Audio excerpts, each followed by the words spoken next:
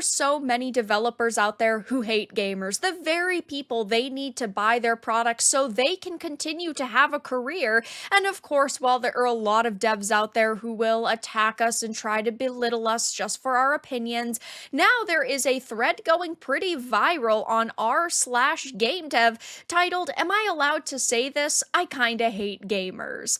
It says, "I'm a professional game designer and I'm worried that I'm starting to hate gamers." Now, of course, we do not know this individual's name, so take this all with a grain of salt. This could be a complete and utter troll, but if you go to their profile, it talks about how they're big into trans rights, they have different types of flags everywhere. This is kind of the persona known as the modern game dev, but it says watching the gaming events on YouTube last month with the chat on was an extremely disheartening experience. Every time a character that wasn't a cis het white man appeared on the chats would fill with messages calling the game woke or complaining about DEI. So basically, people calling out developers for making content that panders to certain groups of people. And yes, of course, not every character has to be a straight white man in a video game. I love seeing, diversity when it's genuine, when it's not clearly developers going down a checklist and trying to tick off as many boxes as possible to raise their ESG scores. But they're basically whining about the fact that people are criticizing modern games that, yes, are known for pushing DEI. It says every game that wasn't a shooter or a hyper casual competitive online game garnered ZZZs and boring comments. First of all, no one was requiring you to watch the chat. I live stream these events and I don't look at their chat. I look at my own chat because it's a very different environment. But you're a game developer.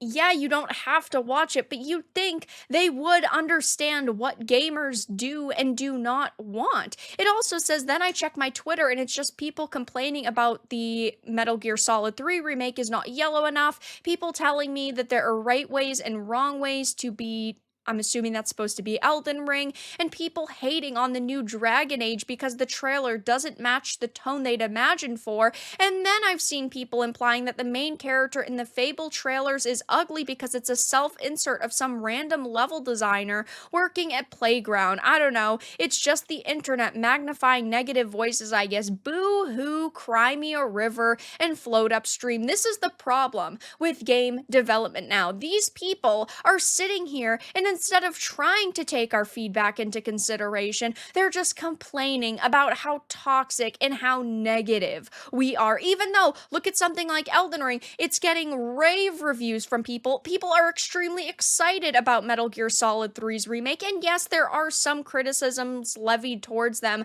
but ultimately people are loving these products. Now, when it comes to things like Fable, we are talking about a very different situation because we have seen so many companies forcing DEI into their products, and we are seeing so many activists be hired for these video games when they really don't deserve the jobs. The best person for the job should always get the job, but of course, they're just trying to hire more women and people of color so they're not accused by the mainstream media of being sexist or racist or not hiring certain groups of people.